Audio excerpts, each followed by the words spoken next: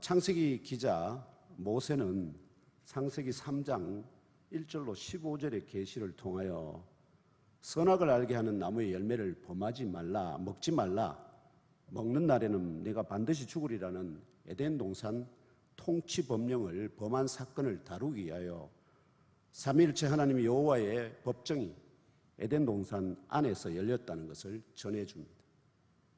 공의롭고 정의로우신 재판장 되신 삼위일체 하나님 여호와께서는 아무리 사랑하는 자라도 그가 범죄하였기 때문에 그 법에 따라서 엄격하게 처분을 하셔야만 되기 때문에 그들에 대해서 정죄를 하셨고, 그럼에도 하나님은 사랑의 하나님이시기 때문에 그들을 다시 회복시킬 그런 하나님의 경륜이 이 말씀들 속에 다 새겨져 있기 때문에, 그래서 이 말씀들 속에는 하나님의 공의로움과 정의로움뿐만 아니라 눈에 보이지 않는 하나님의 그 깊은 사랑이 이 말씀들 속에 다 녹아있기 때문에 그 부분을 보는 것이 진정한 말씀의 참 깊이를 보는 것이 아닐까 이렇게 생각을 합니다. 여호와 하나님께서 그 범죄한 세 명의 피의자가 법정에 소환되었습니다. 첫 번째 아담에게 묻습니다. 네가 왜 이렇게 하였느냐? 또 두 번째 하와는 너는 또 왜 그렇게 했냐? 그러고 난 다음에 뱀에게 질문하실 것 같은데 주께서 뱀에게는 질문을 하지 않습니다. 왜냐하니까 사람만이 하나님의 형상을 따라 지음받은 자이기 때문에 하나님만하고는 사람만이 하나님의 대화 상대가 되고 그 나머지 모든 피조물들은 하나님이 명령하시면 그대로 듣는 자들입니다. 그래서 선악과를 범하게 교사한 그 뱀에 향하여 14절에 정죄하고 15절에 영적 전쟁을 선포하신 후에 이어지는 오늘 말씀 16절부터 삼위일체 하나님의 형상과 모양을 닮도록 디자인하고 최고의 걸작품으로 창조하시고 너무나 사랑하시는 첫사람 아담과 그의 아내와 그들로부터 태어날 모든 후손들이 대대로 감당해야 할 진정으로 슬프고 안타까운 고난에 이어 결국 혹으로 들어가는 사형이 선고됩니다. 창세기 2장 18절이 계시하듯이 첫사람 아담이 독처하는 것이 보기에 좋지 아니하여 삼위일체 하나님 여호와께서 그의 돕는 배필로 여자를 창조하셨습니다. 그런데 여자를 창조하는 과정이 참 기이하지 않습니까? 아담을 깊이 잠들게 하고 그의 옆구리에서 갈빗대를 그리고 살을 취해요. 그리고 거기에다가 그걸로 여자를 만들어요. 이상하지 않습니까? 왜 흙으로 똑같이 만드시면 될 텐데 왜 해필 아담을 깊이 잠들게 하고 그 갈빗대에서 옆구리에서 갈빗대를 취해서 그걸로 여자를 만드시고 그러고는 둘이 한 몸을 자연스럽게 한 몸을 이루게 하셨는지 거기에 하나님의 특별한 뜻들이 다 계시되어 있다 하는 것입니다.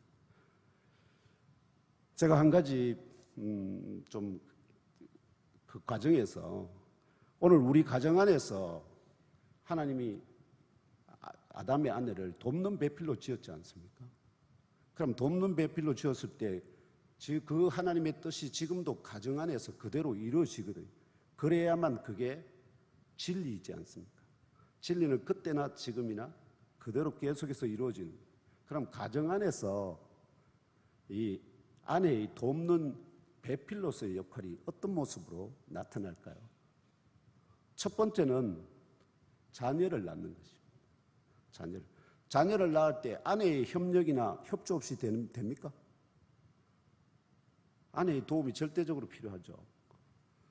그게 첫 번째고, 두 번째는 굉장히 저희 개인적인 해석입니다만 아내의 잔소리가 바로 이 돕는 배필의 소명입니다.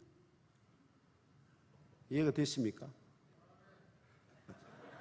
장로님이 우리 조 장로님 뭔가 아시는 것 같습니다.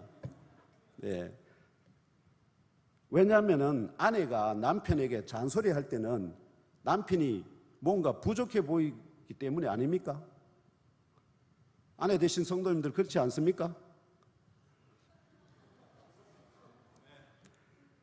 그러므로 가정에서 남편을 향한 아내들의 잔소리는 죄가 없습니다. 왜냐하면 돕는 배필로서의 소명이기 때문입니다. 하나님이 그렇게 만드셨거든요. 그러므로 내가 가정에서 잔소리를 하는 것은, 남편을 향해서 잔소리를 하는 것은 하나님께서 내게 허락하신 소명이라는 그 확신을 가지시고 더욱 많이 하시기를 축복합니다. 문제는 근데 하나 있습니다. 뭐냐니까 삼위일체 하나님 여호와께서 첫사람 아담에게 먹지 말라 명한 선악을 알게 하는 나무의 열매를 따서는 자신이 먼저 맛보았지 않습니까? 그러고는 자기 남편에게도 주며 뭐라고 말했을까요? 왜냐하면 하나님께서 네가 네 아내의 말을 듣고 했잖아. 그러면 아담이 뭔가 말을 했다는 겁니다. 주면서 뭐라고 했을까요? 우리 경상도 버전하면 이 과일 좀 먹어보소 이렇게 했지 않겠습니까? 선악과 열매라고는 안 했을 겁니다. 이 과일 좀 먹어보이소. 이러니까 이처럼 돕는 배필의 소명을 넘어서 남편을 하나님의 명을 어기는 범죄자로 만들지 않도록 잔소리할 때 조심하고 또 조심해야 할 줄 믿습니다. 아무튼 이러한 심리와 정죄를 통하여 선악을 알게 하는 나무와 그 열매를 기준으로 세운 에덴 동산 통치법을 어기게 만든 교사법이죠. 이런 걸 교사라고 그럽니다. 교사법, 옛뱀, 이 옛뱀의 정체에 대해서 성경은 큰 용이라고 그럽니다. 여러분들 중에 용이 어떻게 생긴지 잘 모르죠. 예, 보신 분들 있는지 말이죠. 옛날에는 용이 많았습니다. 어디에 많았을까요? 절에 탱화의 벽면이나 탱화 같은 데 가시면은 굉장히 용들이 많았습니다. 지금 일본에 가시면은 일본에 사원들 있지 않습니까? 들어가는데 그 입구에 목마른 사람들을 위해서 이 수조를 만들어놨는데 그 수조의 끝에 뭐가 달렸는지 하면 용이 달렸습니다. 그 용에서 나오는 물을 먹도록 해놨습니다. 이 다 의미가 있습니다. 아무튼 이 큰 용과 실제적으로 통치법을 어긴 범한 죄인들, 곧 첫사람 아담과 그의 아내 된 첫 여자 각각에 대한 정죄와 삼일째 하나님 여호와께서 친히 주도하실 영적 전쟁의 선포대로 실제 인류 역사는 전쟁의 역사가 되었습니다. 창세 이후로 지금까지 앞으로도 영원히 전쟁은 모든 사람이 샬롬을 원합니다. 아랍인들도 샬롬이고 이스라엘도 샬롬이고 북한도 샬롬입니다. 그런데 전쟁은 계속됩니다. 왜? 사람이 아무리 원해도 하나님의 계획, 내가 너로 여자와 원수가 되게 하고 너의 후손도 여자의 후손과 원수가 되게 하겠다고 하나님이 작정하신 계획이기 때문에 하늘에서 작정한 것이 이 땅에서 그대로 이루어지고 있다. 이런 말씀입니다.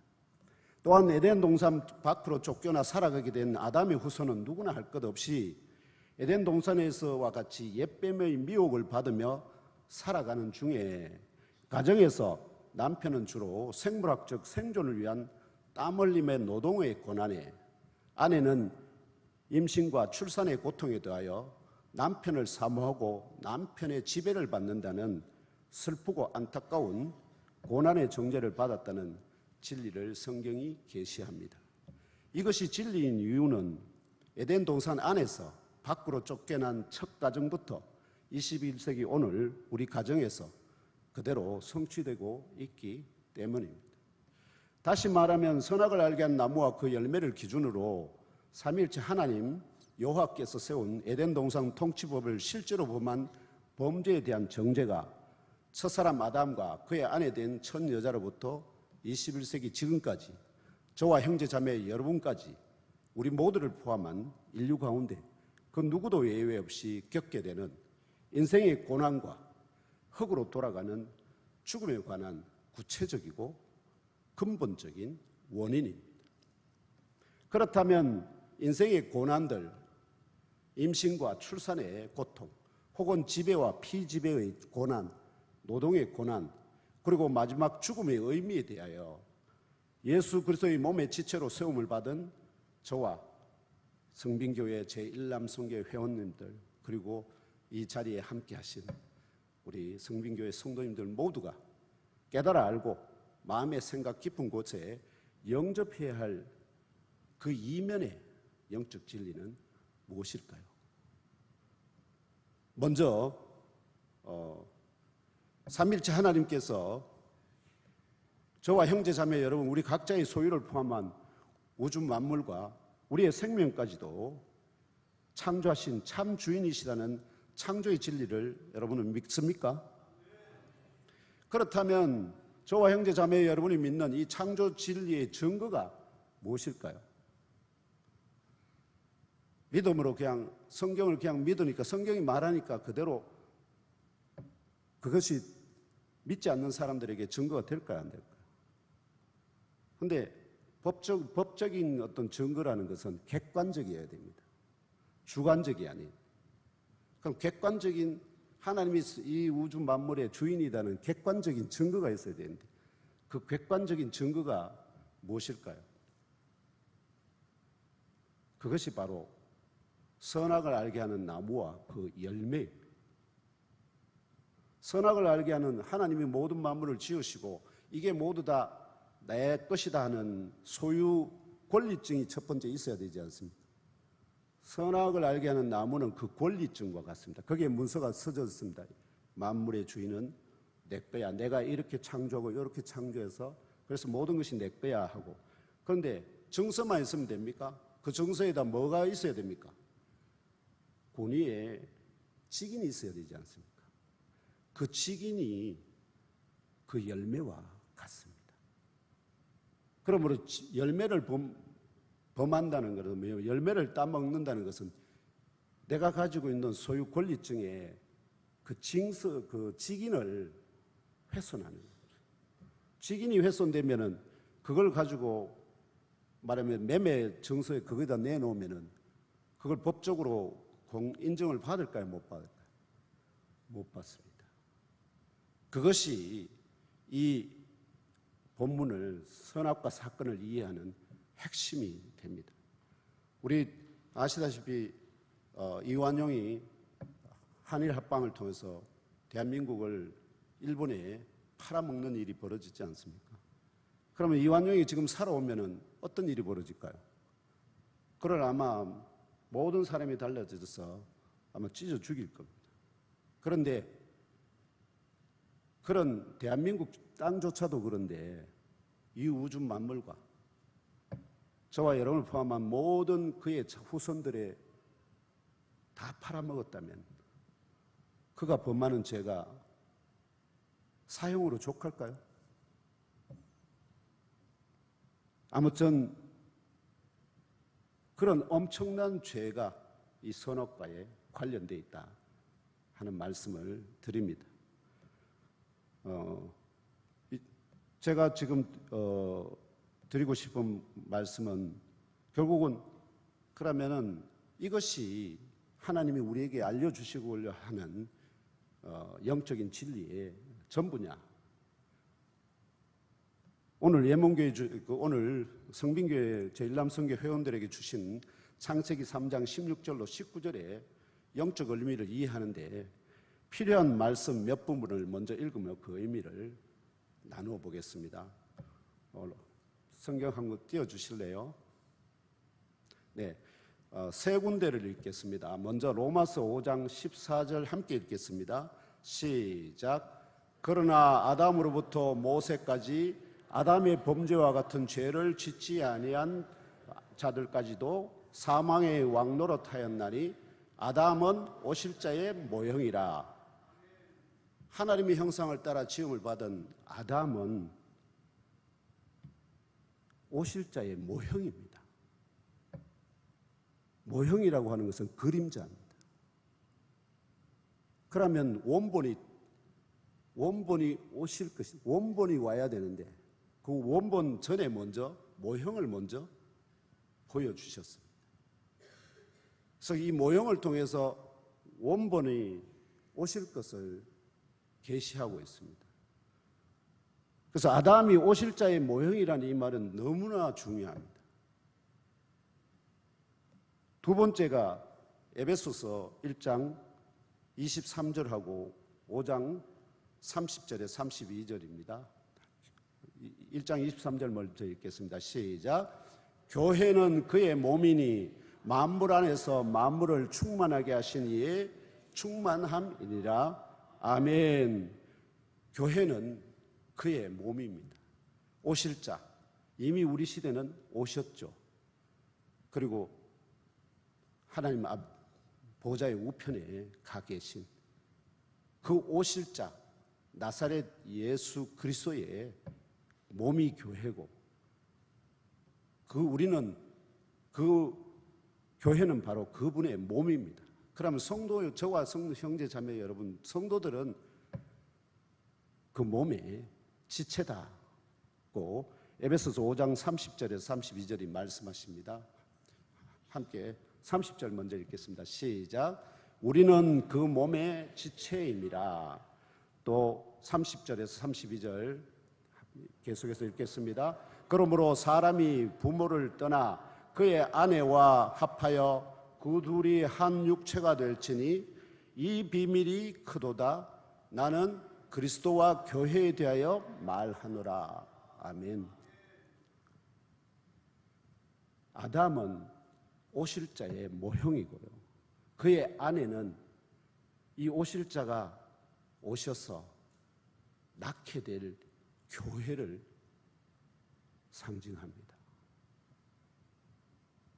그래서 이 말씀을, 진리의 말씀을 종합하면, 첫째, 아담은 오실 자 곧 그리스도 예수의 모형이다. 둘째, 교회는 그리스도 예수의 몸이다. 구원을 약속받은 성도들은 그리스도 예수의 몸의 지체이다. 첫사람 아담과 첫 여자가 한 육체가 되게 하신 하나님의 뜻, 참 뜻은 그리스도 예수와 성도들로 이루어진 교회가 성령을 통하여 둘이 한 몸을 이루게 하실 것이라는 예언을 초등학생들과 같은 아직 진리를 제대로 알지 못하는 이스라엘 백성들을 위해서 보여주신 말씀입니다. 어린아이에게 깊은 것을 가르칠 수는 없지 않습니까? 그렇게 해서 이제는 그런 깊은 것을 이해할 수 있는 시대가 되었기 때문에 완성되어가는, 즉 본체가 오셔서 아담의 부족함을 완전히 다 채워주시고, 그래서 그런 완성되어질 그리스도와 교회 사이, 성도들 사이의 관계에서 오늘 주신 말씀이 이해돼야 정말 거기서 깊은 진국을 맛보실 수 있지 않을까, 이런 말씀을 드립니다. 그래서 이러한 영적 진리를 위해서 첫사람 아담의 아내 범죄한 첫 여자에게 선포된 정죄의 핵심이 바로 여자는 임신과 출산의 고통 가운데 자식을 낳게 될 것이라는 이 고난은 그걸로 끝나지 않습니다.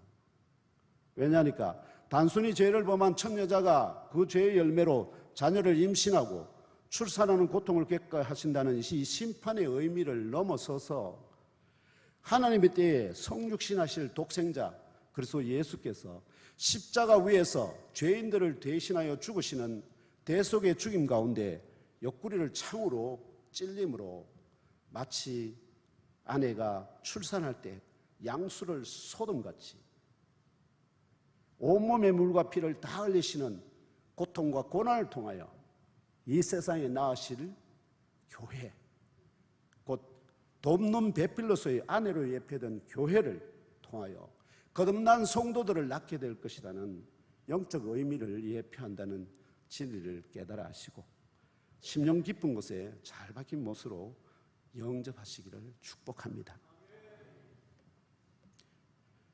정죄의 둘째가 여자는 남편을 사모하게 되고 남편은 아내 된 여자를 지배하게 될 것이라는 고난도 죄의 대가로 여자의 일방적인 피지배를 넘어서 돕는 배필로서의 첫 여자로 예표된 교회가 첫 남자 아담으로 예표된 죄와 사망을 이기시고 부활 승리하신 그리스도 예수를 사랑하게 될 것, 이게 사랑하게 될 것을 예언하시고 계신 겁니다. 그리고 그리스도 예수께서 자신의 몸의 지체들로 이루어진 교회를 원래 그리스도께서 하늘로 승천하심으로 남겨진 교회는 사실은 아직 성령이 오시기 전까지는 머리하고 몸이 분리된 상태였거든요. 머리하고 몸이 분리되면 살았습니까? 죽었습니까? 죽은 상태와 같습니다. 그런데 많은 분들이 머리와 몸이 떨어지면 무조건 죽은 줄로 생각하시지만 머리가 몸이 붙어 있어도 여러분 살아있는 사람, 죽은 사람 못 보셨습니까? 죽어도 머리와 몸은 그대로 붙어 있습니다. 그래서 머리와 몸이 붙어 있느냐 떨어져 있느냐가 중요한 게 아니고 머리와 몸을 뭘로? 영으로 연결하느냐 마느냐에 그게 살아있음과 죽어있음의 진정한 의미입니다. 그래서 그리스도께서 가시면서 하신 말씀이 아버지께서 나를 통해서 너에게 보내실 성령을 기다리라. 그래서 마가의 다락방에 모여있던 120문도가 죽은 것 같이 막 두려워서 벌벌 떨지 않았습니다. 그런데 오순절 마가의 다락방에 성령이 임하시니까 그들이 살아서 그 두려워하던 예루살렘 거리를 뛰쳐나가서 세계 각국의 방언으로 하나님이 행하신 큰 일을, 복음을 증거하는, 그래서 세상이 감당치 못하는 사람들이 되고 그때로부터 사도행전의 역사가 시작되지 않습니까? 그게 살아났다는 겁니다. 살아났다. 바로 위에서 말한 영적 진리 위에서, 그래서 그리스도 예수께서 자신의 몸으로 지체들로 이루어진 교회를 성령을 통하여 통치하실 것이다. 성령. 지금도 우리는 그분의 통치를 받고 있지 않습니까? 이런 진리를 깨달아 아시고 심령 깊은 곳에 잘 박힌 못으로 영접하시기를 내 주님의 이름으로 축복합니다. 바로 위에서 말한 영적 진리 위에서 첫 가정의 남편 된 아담을 향하여 창조하신 정죄의 핵심이 바로 첫째, 저주를 받아 가시던 불과 웅큼기 찔렙니다. 이게 계속하여 자라게, 이게 그냥 한 번 나는 게 아니고 무진장 하나님이 명령하셨기 때문에 계속해서 무진장 자라게 할 흙을 상대로 음식물을 얻기 위해서 평생 동안 땀을 흘려야 할 것이라는 이 노동의 고난도 아담으로 예표된 그리스도 예수께서 성육신 이후에 저주받은 이 땅 위에서 겪으실 순환과 고난의 땀을 흘리게 하시게 된다는 것을, 그런 영적인 의미를 예표한다는 진리를 깨달아 하시면 그리스도께서 공생의 3년 6개월 가량을 땀과 온갖, 왜냐하면 너무나 많은 사람이 찾아오기 때문에 그들을 고쳐주느라고 제대로 쉬지도 못하고 먹지도 못하고 주무시기도 못한 귀한 세월들을 보내셨기 때문입니다. 마지막 공통의 고난으로 서사람 아담과 모든 살아있는 자를 낳게 될 모태로서의 첫 여자가 흙으로 돌아가는 육체적 죽음의 선고, 곧 사형 선고를 받게 되었다는 것은 첫째, 선악을 알게 한 나무의 열매를 먹지 말라, 먹는 날에는 반드시 죽는다는 에덴 동산 통치법을 범한 죄인에 대한 여호와 하나님의 공의롭고 정의로운 심판의 열매입니다. 이렇게 하지 않는다면 우리는 그 하나님을 신뢰할 수가 없습니다. 자기가 사랑하는 자에 대해서는 다른 우상들의 신들처럼 자기가 따르는 자가 잘못하든 말은 하든 무조건 그들의 편만 드는 것이 우상들의 신들이거든요. 그러나 우리 하나님은 자기 백성이라도, 백성이 아니라도 항상 공의로운, 정의로운 잣대로 평가를 하시기 때문에, 그래서 그분은 믿을 수가 있습니다. 이게 바로 이 범죄한 자들, 내가 아무리 사랑하지만 그러나 하나님의 공의로운 심판, 정의로운 재판은, 정죄는 반드시 이루어져야 하나, 그런 하나님의 열심이 결과이고요. 둘째, 첫 두 사람을 통해 태어난 모든 인류가 겪게 될 정죄의 고난 가운데 영원히 살아가지 않게 하시는 여호와 하나님의 사랑의 징표입니다. 만약에 범죄한 상태에서 영원히 살아간다면 이것만큼 고통스러운 것이 어디 있겠습니까?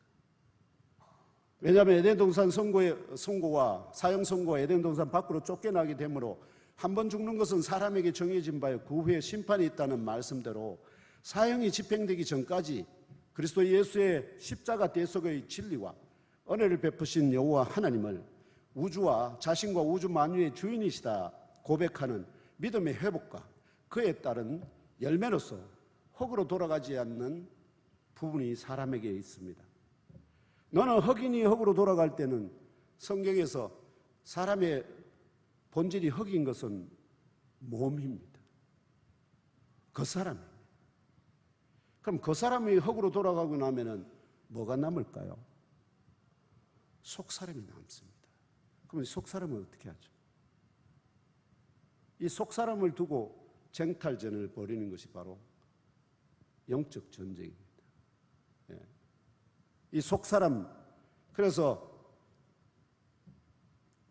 이 믿음의 회복과 그에 따른 열매로서 흙으로 돌아가지 아니하는 속사람에게, 마치 아담에게 하와에게 그들이 무화과 잎을 가린 그 부분을, 짐승을 잡아서 그 짐승의 가죽으로 옷을 입히심 같이 구원받은 속사람을 그리스도로 옷 입게 하심과 동시에 그리스도 예수의 부활의 몸과 같이 새롭고 신령한 새로운 몸을 새로운 옷으로 입혀주시는 영원한 생명으로의 구원에 대한 특별 사명을 약속을 받는 새 길을 열어주시기 위해서는 반드시 형이 집행이 되어야만 가능합니다. 이게 하나님의 특별한 사랑의 예표입니다. 그러나 다른 불교나 철학에서는 이 인생의 고난이 또 죽음의 의미에 대해서 전혀 다른 얘기를 합니다. 원인을 모르니까. 이 땅에 에덴 동산에 쫓겨나는 이 땅에서 사는 동안은, 왜냐하면 이니 너는 흑인이 돌아가는 또 각종 고난이 선포되어 있기 때문에 이 땅에서 사는 인생만 보면 고해의 바다입니다. 그러나 그 이면에 하나님의 사랑, 공의와 정의를 깊이 들여다보면 그들은 말하는 것은 초등학생들의 가르치는 것과 같아 말씀드릴 수 있습니다. 그래서 바울은 이렇게 말씀합니다. 골로새서 2장 8절에 누가 철학과 헛된 속임수로 너희를 노략할까 주의하라. 이것이 사람의 유전과 세상의 초등학문을 쫓으며 그리스도를 쫓음이 아니니라. 이 말씀이 여러분들이 어떤 철학적인 또는 다른 구원에 대해서 또 스스로 해탈할 수 있다, 또 깊은 구원의 길에 설 수, 다른 구원의 길이 있다 말하는 것은 전부 다 에덴 동산에서 하와를 미혹하던 그 뱀의